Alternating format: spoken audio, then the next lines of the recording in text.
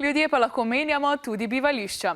Svoboda gibanja je ena izmed temeljnih človekovih pravic, ki nam med drugim omogoča, da si s selitvijo zagotovimo boljše življenje. Seveda pa ima vsaka država glede preseljevanja svoja pravila. Po novem letu so se ta spremenila za državljane Romunije in Bolgarije, kar pa nekatere politike moti. Romunija in Bolgarija spadata med najmanj razvite države Evropske unije. Veliko njunih državljanov je brezposelnih, zato živijo zelo slabo. Da bi se otresli revščine, delo iščejo v drugih državah Evropske unije. Romuni in Bolgari so za delo v drugih državah do zdaj potrebovali posebno dovoljenje. Dobili so ga, če so izpolnjevali posebne pogoje, na primer, če jim je kdo že ponudil delo. Dovoljenja za delo v drugi državi EU niso potrebovali le visoko izobraženi delavci in tisti, ki so želeli v tujini delati manj kot pol leta. Z novim letom so se pravila spremenila.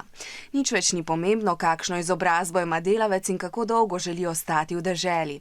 Zdaj lahko vsi Romuni in Bolgari potujejo in delajo v vseh državah Evropske unije. V nekaterih državah, na primer v Angliji in Nemčiji, se nekateri politiki zdaj bojijo, da se bo zaradi množičnega prihoda Romunov in Bolgarov poslabšalo življenje preostalih državljanov. Zato želijo z zakonom omejiti njihovo priseljevanje. Evropska unija se s tem ne strinja, saj je eno izmed temeljnih načel Evropske unije tudi prost pretok delovne sile. Zato menijo, da je omejevanje dela za romunske in bolgarske delavce nedopustno.